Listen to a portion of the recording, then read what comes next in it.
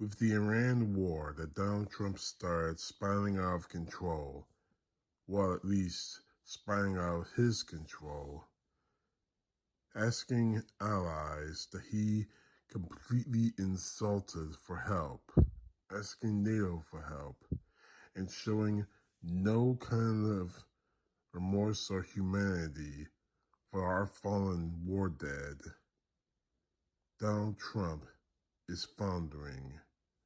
I know I keep saying that, but it's the truth.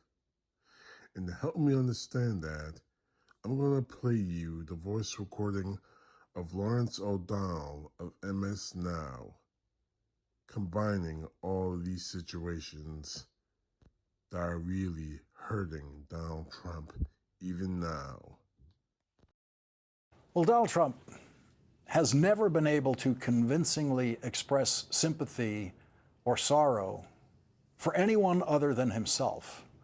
That is the mark of a sociopath, of course, the inability to feel sorry for someone. Many sociopaths are capable of saying, I'm sorry for your loss if someone in your family dies, but they are incapable of actually feeling sorry for your loss. They just know they're supposed to say those words, those well-rehearsed words. But the laziest and most mentally vacant president in history, Donald Trump, as he approaches 80 years old, no longer has the energy or the concentration to be able to continue to pretend that he feels sorry for even the members of the American military killed in service in his war. No president has ever gotten this wrong until Donald Trump. Acknowledging and honoring American military deaths is something every president got right. Most brought no particular eloquence to the moment, but they always found the words to acknowledge and honor military sacrifice until Donald Trump.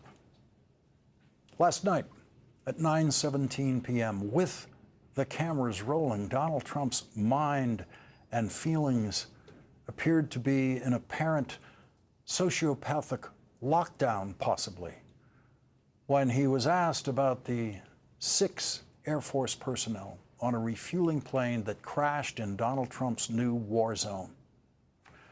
Watch what Donald Trump says and does in a moment that so obviously calls for sympathy and admiration and honor, things Donald Trump apparently just cannot feel.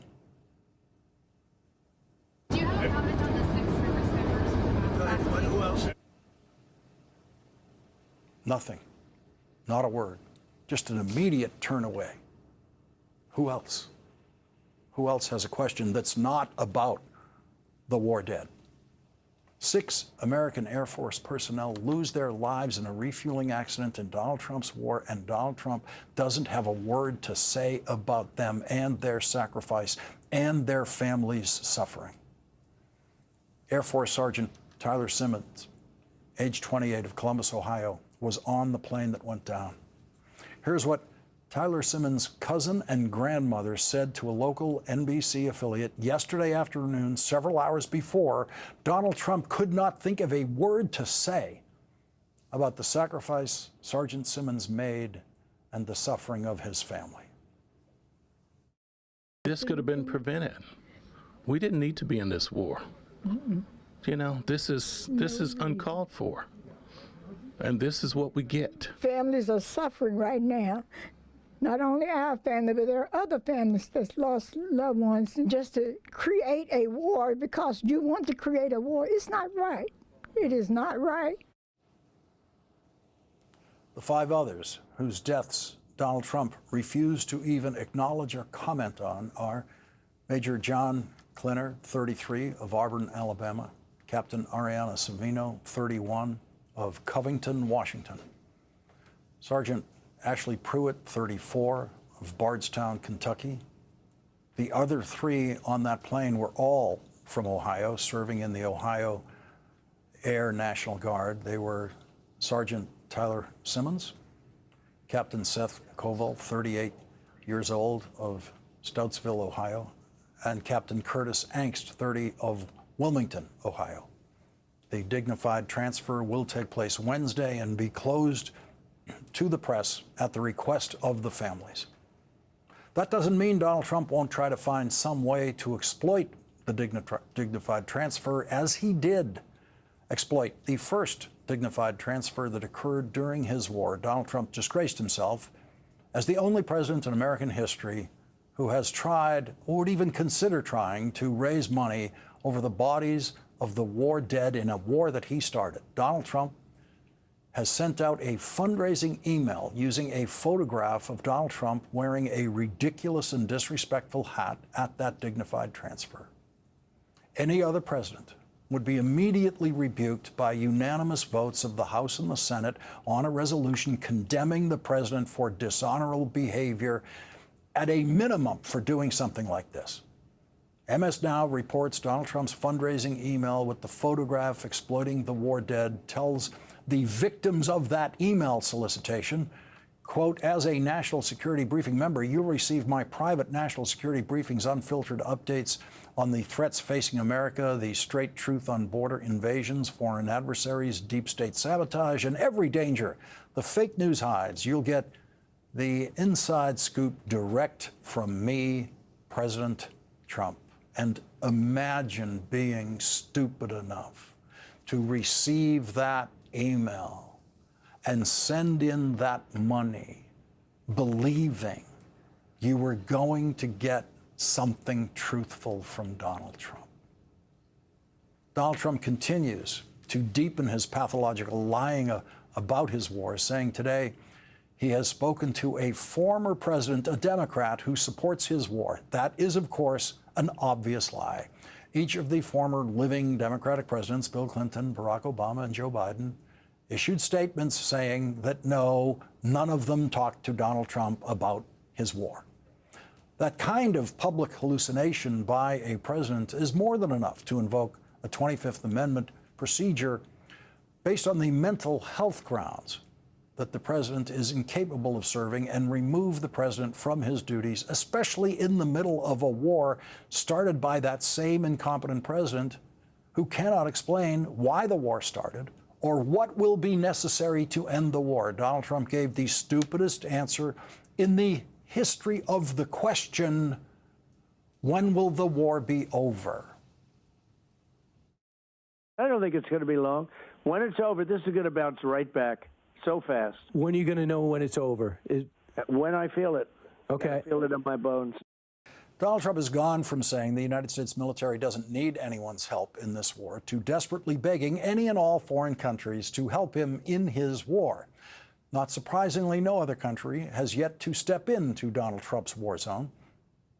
Donald Trump has asked them to send ships to the Strait of Hormuz, which remains blocked with 20% of the world's oil supply stuck, and to increase the world's oil supply during this oil crisis created by Donald Trump. Donald Trump has turned to two countries to invite them, issue friendly invitations, to invite them to participate fully in the world oil market to increase the oil supply. The first of those countries is Russia, the country that is so far the biggest winner in Donald Trump's war. If Vladimir Putin could have asked one favor from Donald Trump, it might have been, please go to war with Iran and block the Strait of Hormuz. And so American sanctions have been harming the Russian oil trade during the Ukraine war. They are now being lifted by Donald Trump. And the other country Donald Trump has invited back into the world oil market with his approval is Iran. That's right, Iran. The New York Times report, Iran has allowed some tankers to pass through the strait, including ones carrying oil to China and India, U.S. officials said, and that is with Donald Trump's approval. The most abused word of the Trump era is treason. The legal definition of treason seems to escape most people who use the word, especially Donald Trump, who uses it more than anyone else. Donald Trump is now calling accurate reporting on his war treason. That's his word for it. No matter how many times Donald Trump uses the word, no one has to fear a treason conviction because there hasn't been one since World War II.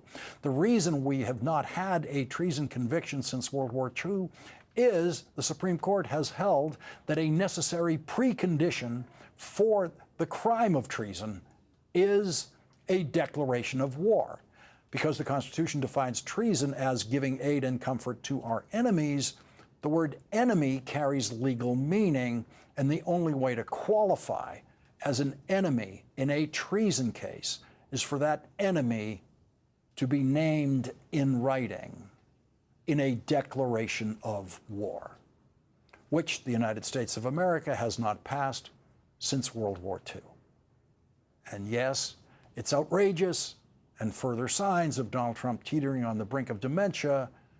But from Donald Trump, the word treason is just another empty threat, just like every threat issued by his FCC chair, who issues his threats on social media pretending to have powers that he doesn't have. Brendan Carr is the only deranged FCC chair in American history, the only one who imagines he has powers that don't exist, when he threatens to revoke licenses of broadcast networks if their reporting on Donald Trump's war is accurate. The FCC chair has no such power, no matter what the networks do. He is a clown playing to an audience of one who is an ignoramus. And so accurate television reporting about Donald Trump's war will continue, and Donald Trump will continue to describe reporting on his war dead as treason. And when he's asked about it, he will immediately turn away from that question and ask the White House press corps, who else? And that next compliant reporter will do what they always reliably do for Donald Trump and the White House press corps. They will change the subject. And tonight the question remains, who else? Who else is going to die waiting for Donald Trump to feel it in his bones that it's time to end his war? Who else is going to die and have their deaths ignored by the president who sent them into war? The president who feels nothing. Who else?